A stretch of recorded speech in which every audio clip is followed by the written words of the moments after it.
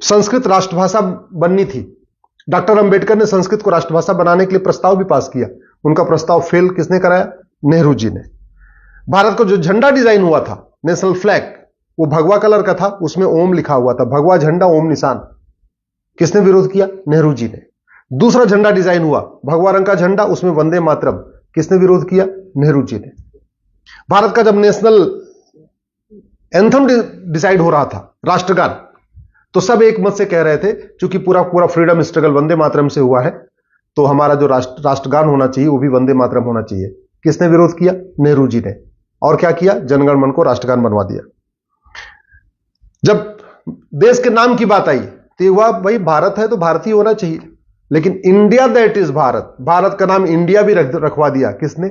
नेहरू जी ने। क्योंकि उस समय नेहरू जी की चलती थी, कांग्रेस की चलती थी, ज्यादातर मेंबर संविधान सभा में कांग्रेस के थे, तो नेहरू जी का एक तरीके से पूरा उनके ऊपर कंट्रोल भी रहता था। आर्टिकल 35 है, किसने जुड़वाया संविधान में? नेहरू जी ने। नतीजा क्या हुआ? कश्मीर के जो हिंदू थे वो थर्ड क्लास सिटीजन हो गए। आर्टिकल 370 संविधान में किसने जुड़वाया? नेहरू जी ने। नतीजा क्या हुआ?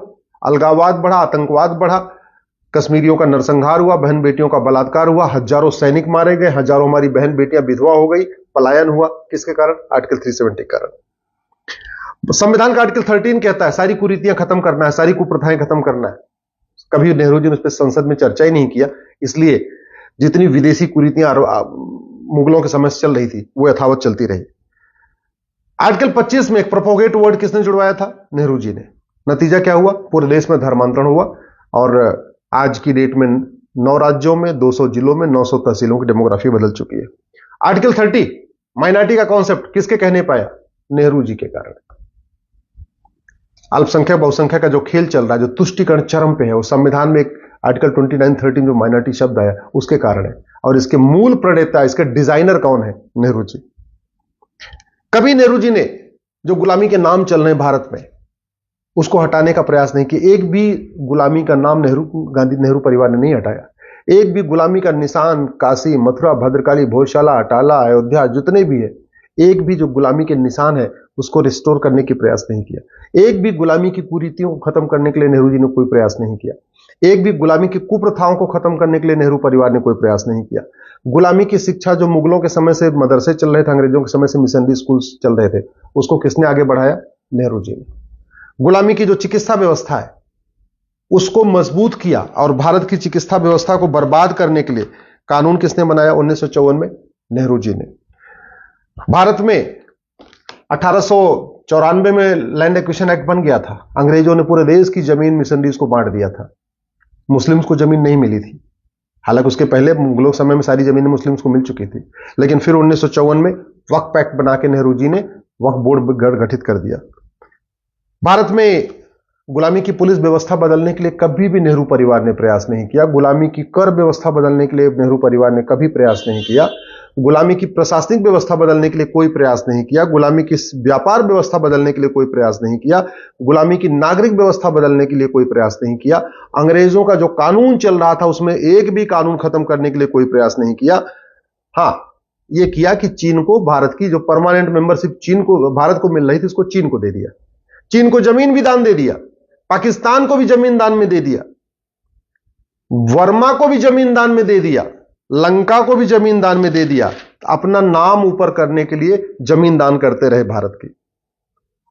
1975 में उनकी बेटी ने इमरजेंसी लगा दिया। 1976 में संविधान का जो बेसिक स्ट्रक्चर है वो बदल दिया। जो संविधान का प्रियम्बल है ना, उसको संविधान का बेसिक स्ट्रक्चर कहते हैं। लेकिन 1976 में इमरजेंसी के दौरान जब लोकसभा का टेन्योर पूरा हो गया था, तो संविधान का बेसिक स्ट्रक्चर, जिसको प्रियम्बल कहते हैं, उसमें बदलाव कर दिया, उसमें 2-3 नए शब्द जोड़ दिए। 1984 में अलीगढ़ को माइनॉरिटी यूनिवर्सिटी का दर्जा दे दिया। ये पहली बार हुआ था कि भारत में किसी यूनिवर्सिटी को माइनॉरिटी डिक्लेयर किया गया था, और यह काम इंदिरा जी ने किया था। 1985 में राजीव गांधी ने सिटीजनशिप एक्ट में एक सेक्शन 6A जोड़ दिया। सिटीजनशिप एक्ट में सेक्शन 6A जोड़ा, और जोड़ के असम में लगभग 60 लाख बांग्लादेशियों को भारत की नागरिकता दे दी। याद रखिएगा, 1985 में, जब 1984 में जो चुनाव हुआ, उस समय राजीव गांधी जी को 404 सीट मिली थी, और अगले ही साल 1985 में सिटीजनशिप एक्ट में सेक्शन 6 से जोड़ दिया और असम में लगभग 60 लाख बांग्लादेशियों को नागरिकता प्रदान कर दिया।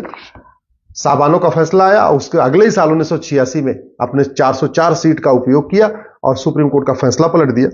1991 में कांग्रेस ने एक प्लेस ऑफ वर्शिप एक्ट बना दिया और हिंदू, जैन, बौद्ध, सिख के लिए कोर्ट जाने का रास्ता बंद कर दिया कि अब हम कोर्ट जाके अपने हमारे जो मठ मंदिर तोड़े गए थे, जो मुगलों के द्वारा तोड़े गए थे, उनको रिस्टोर न कर सके, उसके लिए 1991 में प्लेस ऑफ वर्शिप एक्ट बना दिया। हिंदुओं को आपस में बांटने के लिए, हिंदुओं को, हिंदू, जैन, बौद्ध, सिख को आपस में बांटने के लिए और मुस्लिम और क्रिश्चियंस को विशेष फायदा पहुंचाने के लिए 1992 में माइनॉरिटी कमीशन एक्ट बना दिया।